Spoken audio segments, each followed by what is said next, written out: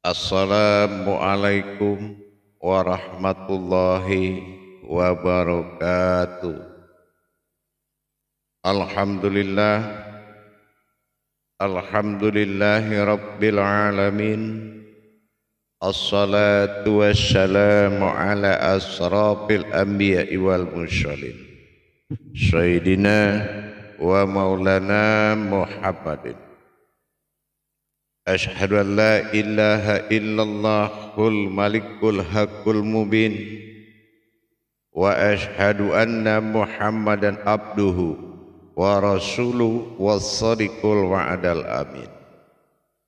Allahumma sholli wa sallim wa barik wa karim ahzanul nabil karim. Ihdinil ladzi min jamalika wa innal ladzi min jalalika wa innahu min kitabika wa tahirin wal mujahidina amma ba'du ibadullah wa ittaqullah. Bersyukur kita kehadapan Allah dengan mengucapkan alhamdulillahi rabbil alamin atas segala limpahan karunia rahmah dan hidayahnya, serta dengan izinnya juga kita dapat menjalankan amanahnya, beramal dan beribadah, zahir batin, dunia dan akhirat. Bersalam kita tidak akan pernah terlupakan, marilah sama-sama kita sampaikan kepada junjungan kita Nabi Allah, Nabi al-Akhirul Zaman, Rasulullah Muhammad sallallahu alaihi wasallam. Atasnya kalimahnya kita kalamkan selawatnya dengan membacakan Allahumma sholli ala Sayyidina Muhammad wa ala alihi Sayyidina Muhammad. Alhamdulillah bertemu lagi dengan saya Guru Mursyid Syekh Nur Muhammad Buya Irwan Maulana Al-Khalidi, Pasaman, Sumatera Barat. Tentunya dalam makom majelis dzikir Ma'rifatullah dalam tayangan YouTube Buya Pasaman Timur, yang insya Allah selalu berbagi wawasan dan ilmu pengetahuan, mudah-mudahan bermanfaat. Alhamdulillah, pada waktu dan kesempatan ini saya akan berbagi wawasan dan ilmu pengetahuan tentang membaca kalamullah. Menjadi suatu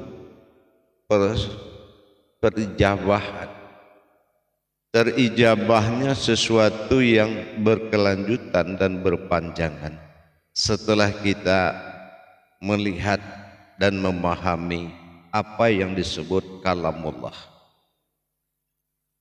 Kalau kita memiliki dasar tauhid, ya, kalau kita memiliki dasar tauhid, maka kita akan mendapatkan ibadah yang tidak terputus kepada Allah. Memiliki ibadah yang tidak terputus setelah kita bisa melanjutkan membaca dan memahami segala bentuk kalamnya Allah. Dari hal yang begini banyak tanggapan-tanggapan terhadap sebuah kajian dengan penilaian sebuah hadis. Nah, di sini yang harus kita betul-betul pahami. Menilai sebuah kajian yang berpedoman kepada kalam Allah, maka wajib melalui kitabullah. Wajib melalui kitabullah. Mana kitabnya Allah itu? Nah, kita akan bahas. Kalaulah kita umpamanya berpedoman kembali kepada sebuah riwayat yang dibahasakan sebagai hadis, ini jabariyahnya sudah mencapai tingkat pemahaman akal dan pemahaman akidah. Sementara kita lihat apakah Allah sampai detik ini masih berkalam atau tidak. Kalau kita lihat wujud dari kalam bernama Lauh Mahfuz. Lauh Mahfuz ini kita lihat sewujud Alkitab bernama Al-Quran. Al-Quran sudah ditutup oleh Allah dengan 6.666. Itu sudah ditutup. Kalau Al-Quran sudah ditutup, kita lihat kalamnya adalah Al-Quran dan hadis. Berarti segala kemampuan hadis untuk melanjutkan iman dan ilmu seseorang bertuhan kepada Allah itu akan menuju namanya kalam. Namanya kalam. Apakah dengan tertutupnya Al-Quran 30 juz setelah itu Allah diam dan membisu? Apakah seperti itu? Apakah Allah tidak melanjutkan, ada petunjuk, ada ilman, ada ilham, ada irhas, ada la'duni, ada hadam? Dan apakah semuanya harus dituntun dengan kitab? Kitab yang akan tidak sirna oleh air, tidak tersirna oleh air, api, angin dan tanah adalah kitabullah. Kalau dasar tauhid kita ada, maka kita akan selalu berhubungan dengan Allah 24 jam sesuai dengan tekanan atau kodrat dari syahadat 24 kalam. Tapi kalau kita memiliki suatu pemahaman sunnah, maka sunnah ini hanya hukumnya tidak berdosa bagi orang yang mencari keridhaan.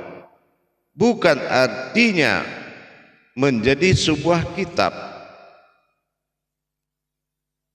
Telah Allah kunci kitab pada Al-Quran, 114 surat ditutup dengan kitab namanya Al-Quran.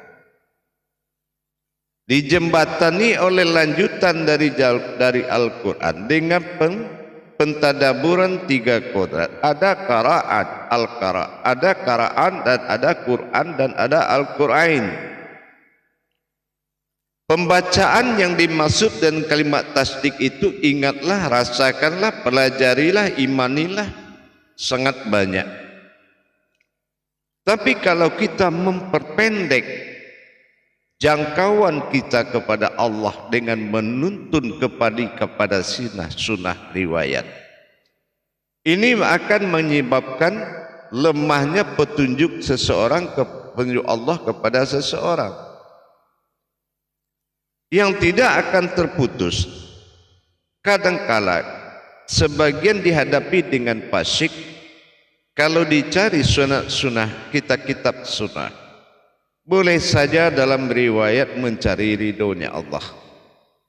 Tetapi mengungkai kembali tentang sejarah dan tajalli diri, berwujud diri, sifat diri, berwujud Allah, tidak akan ada pemanduan kitabnya kecuali kalamullah. Apa yang dikatakan kalamullah? Membaca kalamullah ini orang harus punya dasar tauhid. Sekali lagi saya ulang, harus memiliki dasar tauhid. Apa dasar tauhidnya? Dia mengerti tingkat bagaimana angin datang. Seorang itu paham dengan tekanan udara, dengan bahasa alam, musibah, bencana, nikmat, itu semua bahasa. Apalagi kalau kita mencari ke dalam riwayat rahasia, apa kitab yang harus kita pakai? Kitabnya adalah kitabullah, ayatnya adalah kalamullah. Ingat, kitabnya adalah kitabullah, ayatnya adalah kalamullah. Mana kalamullah? Kejadian. Kalau jatuh dalam diri dinamakan dengan kauni, jatuh di Al-Quran namanya dengan kauli. sementara jatuh ke alam namanya kalam. Kalau sudah berbicara, contohnya kalam insan, berbicara rasa dalam rasa, berbicara rasa dalam rahasia, apa kitabnya yang bisa memandu itu? Seseorang mengalami masa fana, masa kusuk, apakah bisa sebuah kitab memandunya ke dalam untuk bisa melanjutkan perjalanan rohani seseorang? Nah, ini juga harus kita luas dan sangat luas di situ, tentunya dengan mengerti tauhid. Kalau memang dirinya belum terhubung tauhid kepada Allah, tapi mendapatkan tuntunan akal, tuntunan akidah, bagaimana bisa menghadapi arasnya Allah yaitu mati, menghadapi arasnya Allah yaitu hidup? Berarti dengan tertutupnya Al-Quran, maka kita harus lari kepada muatan Al-Quran itu sendiri. Apa muatannya? Adalah amanah. Kalau Al-Quran ibaratnya sebuah amplop yang di dalamnya ada surat yang akan dikirim kepada sekelompok umat. Artinya apa? Ada amanah di dalam tersurat tadi, ada tersirat yang dititipkan di dalam tersurat. Memahami yang tersirat ini adalah dicari wujud yang tersirat. Yang bisa mengendalikan yang tersirat adalah wujud yang tersirat. Mana wujud yang tersirat?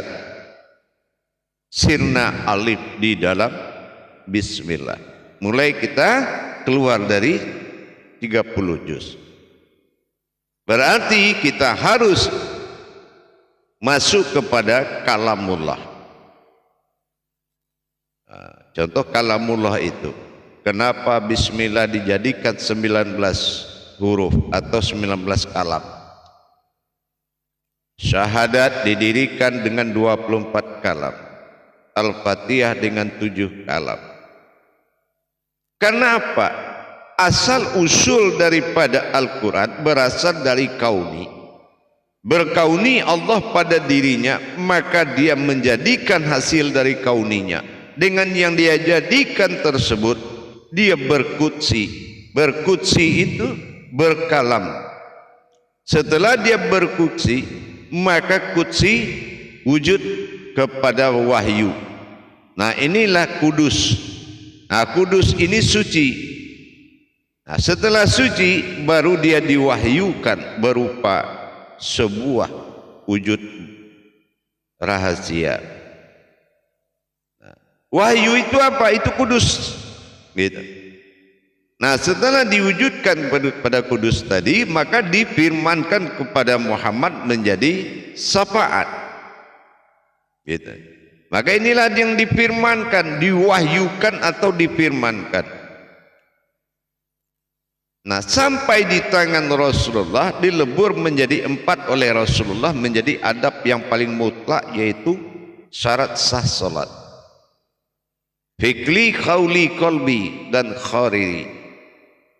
Yang nyata siapa yang berbuat, di mana dia berbuat, dan apa yang dia katakan, di mana dia berdiri. Dengan demikian, lanjutlah pengetahuan ini ke tingkat sebuah amalan. Dari amalan yang dilakukan oleh satu orang atau seseorang, maka tersambunglah antara wujud batin dengan sifat batin dalam dirinya. Ini masuk ke tingkat tauhid ilahiyah. Dia sudah mengenal bagaimana wujud bertuhan dengan kajian tauhid. Nah, maka ini dikatakan kalam Allah, kalamullah, membaca kalam Allah itu dengan kejadian, baik kejadian di hak, baik kejadian dari wujud, dari sir, dari batin, dari maujud.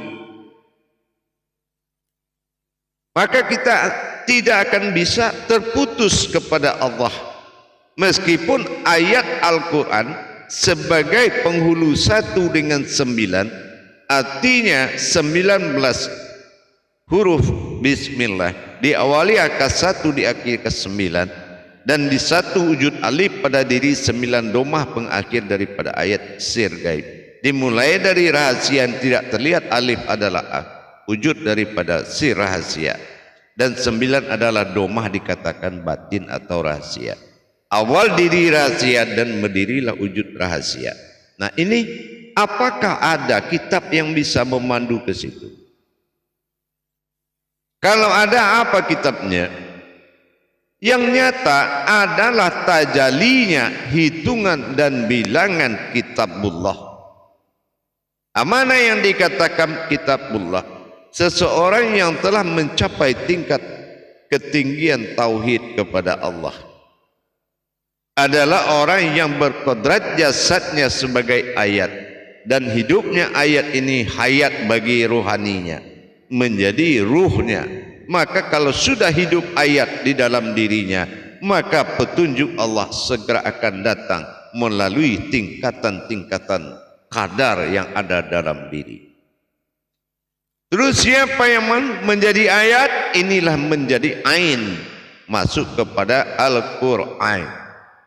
Ada ain atau nun atau pandangan di situ, maka jatuhlah dia jadi ma'rifat. Batasan dari kemampuan hadis telah ditutup oleh firman dengan Al-Quran 6666. Berarti pembacaan berikutnya dilanjutkan kepada kalam. Kalam inilah yang diamanahkan dengan ya ayyuhallazina amanu. Apa yang diamanahkan Allah? Wahai orang-orang yang mendapatkan amanah, maka amanlah kamu. Ya. Apa yang dikatakan amanah? Aman, aminun, aminun, imana. Aminun itu amanah, amanah itu imana, imana itu aman.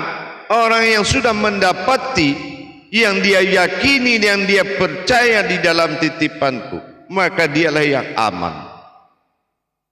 Am'an, maka menjadilah kodrat dia am pada zahir, an pada rohani. Am'an, itu yang dikumandangkan oleh surat Al-An'am, yang dikodratkan oleh Al-Fatihah, an'amta alaihim. Tapi kalau kemampuan tauhidnya belum bisa merubah kodrat dirinya, maka tidak akan pernah dia bisa membaca kalam, membaca kejadian demi kejadian yang dialami dalam rohani bertuhan. Kalau jasad tidak akan bertuhan, tapi rohani dia akan bertuhan. Jasad itu penampakan wujudnya Tuhan. Jadi dengan demikian kita lebih memahami dulu uluhiyahnya sebuah tauhid. Jadi kalau kita ingin mendapatkan perjalanan itu, tentulah kita harus memahami tauhid. Bagaimana kita mendapatkan kalam. Di sini kita sering mendengar atau sebuah pemahaman, kalau sudah tingkatnya kepada kalam itu dikatakan sesat. Ya, itu dikatakan sesat. Kenapa? Karena dia tidak mampu memahami tauhid. Karena dia tidak bisa membaca kalam, sunnahnya tertutup. Karena Al-Quran sudah menutup dengan 4 kali 6, maka tertutuplah pengalaman tentang Tuhannya ke depan. Kalau dia tidak tahu apa itu kalam. Dengan kita meningkatkan pemahaman apa itu kalam, maka hubungan rahasia, rasa, wujud, batin, semua akan bisa menjadi tauhid kepada Allah. Kalaulah andainya kita bisa memunculkan setiap perbuatan baik kepada Tuhan berupa kitab, ini akan sangat banyak sekali. Berdoa tengah malam beda judul doa, beda kitab. Berdoa tengah hari beda kitab. Ini akan membuat kerancuan. Tapi dengan batasan menundukkan akal menuju akidah, menundukkan akidah kepada iman, dan mengajak iman bertajali kepada ilmu. Boleh. Semua dituntun oleh hadisnya Rasulullah SAW. Tapi yang dikatakan hadisnya Rasulullah apa? Inilah kalam. Inilah membaca kalam yang ditunjukkan oleh Rasulullah. Bagaimana kita berkomunikasi dengan Allah dengan kalam, yaitu dengan kejadian, baik dalam diri maupun di luar diri. Ini kalam. Makanya kalau hadisnya Al-Quran itu kalam yang tidak terputus. Jadi kalau hadisnya Al-Quran sudah punya nama kitab lain, maka ayat Al-Quran ini akan bertambah terus. Nggak tahu sekarang tuh banyaknya seperti apa. Kalau ada kitab yang masuk ke dalam Al-Quran.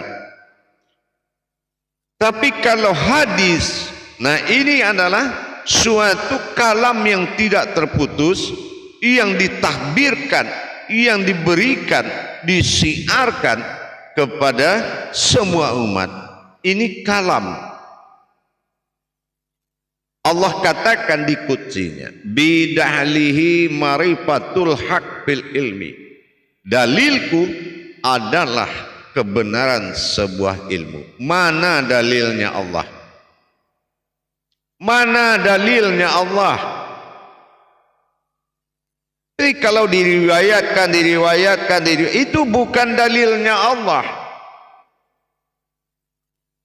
Yang dikatakan dalilnya Allah bidahlihi, hidupku yang bercerita. Siapa yang hidup Allah itu? Mana hayatnya Allah?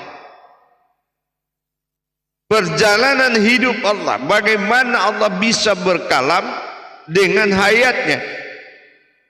Inilah isyarah, inilah petunjuk. Jadi diharapkan kepada kita semua, kaum muslimin dan muslimat, saudaraku semuanya, mari kita melihat batasan dalam bertajali. Kita lihat batasan dan kita lihat kodrat, arasnya kemampuan pemahaman terhadap Allah dengan dasar paham yang dibuka, bukan memahamkan diri sendiri. Lihat Al-Baqarah ayat 269, sangat jelas kalau pemahaman atau hikmah itu diberikan kepada orang yang diridhoi, yang disukai. Nggak bisa kita hanya mencari ribuan kitab untuk mencari Tuhan, tidak bisa. Beda dengan penguraian cerita sebuah ranting kepada daun, cerita buah daun kepada buah, menceritakan buah itu dari mana asal. Kalau dia bahas buah itu dari mana asalnya akan butuh waktu yang lama. Tapi kalau dia tunjuk ada pohon yang berdiri, makanya kita jadi semua. Seperti itu. Jadi kita butuh kekuatan tauhid untuk berbicara tentang Allah. Makanya syahadat itu awalnya di rukun Islam. Kalau kita belum memahami apa tauhid kepada Allah, tauhid ini sangat banyak sehingga kita tidak perlu mencari solusi lain. Di tauhid itu sudah mabrur semuanya. Semua tinggal mengimani. Makanya tauhid itu kodratnya iman. Apa yang bisa kita pahami tentang Allah kalau tidak bisa membaca kalamullah yang terus berhubungan 24 jam, maka agamamu terhenti di tutupan Al-Quran yang berjumlah 6.666. Ini akan berhenti dengan 114. Tetapi dalam kenyataan sangat banyak yang meninggalkan itu. Memiliki pedoman riwayat yang banyak tapi tidak mampu meriwayatkan satu huruf dalam Al-Quran. Bagaimana bisa dia bertauhid kepada Allah? Meriwayatkan satu huruf, kenapa huruf itu muncul? Itu tidak semuanya bisa. Kenapa bisa atau tidak? Karena butuh izin Allah. Butuh izin Allah Subhanahu wa ta'ala. Proses peningkatan tauhid rohani menentukan terbukanya ijab diri kita. Alhamdulillah, dengan kita mulai belajar bagaimana membaca kalam Allah sehingga tidak terputus komunikasi dengan Allah. Jadi banyak yang mengatakan orang kalau sudah memiliki kemampuan tauhid sebelum agama ada adalah tauhid pertama dulu yang dirukunkan dalam Islam pertama. Bagaimana bisa hadis yang dilahirkan dengan jutaan tahun setelah agama ada untuk melirik ke depannya? Powernya, kekuatan lahud hodamnya tidak akan menghenti. Karena hodam Allah itu adalah diri. Maka kitalah yang berkalam dan berdalil. Itulah kebenaran. Bidahlihi marifatul haq ilmi. Untuk kita memperluas akbarullah, boleh kita memiliki tuntunan riwayat yang sangat banyak. Silakan. Tapi pembentukan rohani harus melalui tataan dan kodratnya Allah, yaitu wujudnya, kalamnya, arasnya, batinnya, zatnya, nurnya, semua dihimpun menjadi jasad. Bagaimana kita bisa mengimani Allahi fil zahiru Allahi fil batinu kalau kita tidak paham bagaimana kita meningkatkan pemahaman tauhid kita? Insya Allah mari kita tingkatkan pemahaman tauhid sehingga komunikasi kita dengan Allah tidak terputus. Komunikasi yang dimaksud adalah tingkat Tuhan, adalah tingkat rohani, tingkat batin, sir dan wujud berkauni dalam batin. Ini yang dikatakan bertuhan. Mudah-mudahan kita semua bisa meningkatkan pemahaman kita, memperdalam tauhid sebelum kita masuk ke dalam makom diniyah dinamakan Islam. Jangan nanti makom diniyah dibagikan kepada iman. Apapun yang kita bahas di dalam Islam adalah iman. Apapun itu iman, bukan ilmu. Kalau ilmu ada di tauhid syahadat awal. Bagaimana kita bersahadat, mengadakan sholat tanpa syahadat? Bagaimana kita menyatakan syahadat? Kalau tidak nyata proses ketuhanan pada syahadat, maka tidak akan nyata Tuhan pada sholat. Itu dipastikan. Maka dengan demikian mari kita tingkatkan iman kita, belajar bagaimana kita berkomunikasi dengan Allah dengan alamnya, yaitu alam ini, alam diri maupun alam anazir yang nyatai. Kita boleh berkomunikasi. Kita tahu dengan begini angin, dengan ini, oh dia begini, dia begini. Oh ini ada musibah, oh rupanya Allah bicara begini. Oh ini terjadi keberuntungan, oh rupanya Allah bicara begini. Ini harus kita kenal. Gitu ya, harus dan wajib kita mengenal bagaimana membaca kalamnya Allah. Insya Allah kalam Allah adalah ayat yang tidak terputus kepada umatnya. Barakallahu ya karim ya rahman ya rahim. Mudah-mudahan bisa bermanfaat. Alhamdulillah, mudah-mudahan semuanya kita hadirin dan hadirat, kaum muslimin dan muslimat dimanapun berada, semoga kita diberikan petunjuk oleh Allah untuk meningkatkan iman kita. Dan bagi para hadirin dan hadirat dimanapun berada, kaum muslimin dan muslimat yang ingin mendapatkan tuntunan dari saya Guru Mursyid Syekh Nur Muhammad Buya Irwan Maulana Aqoli di Sumatera Barat, silakan mencari aplikasi Buya Pasaman Timur, daftarkan diri online sehingga ikuti proses, maka kita akan belajar 1 minggu sekali live pelajaran grup pengajian YouTube Buya Pasaman Timur dalam makom tauhid.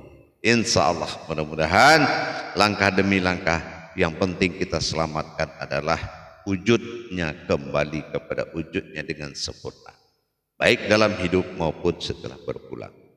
Jangan kita sampai menjalankan penyembahan tanpa ada yang dipersembahkan.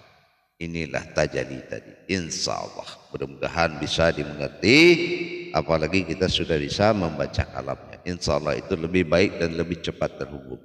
Barakallahu ya karim ya rahman ya rahim. Akhirul kalam wabillahi taufiq wal hidayah. Assalamualaikum warahmatullahi wabarakatuh.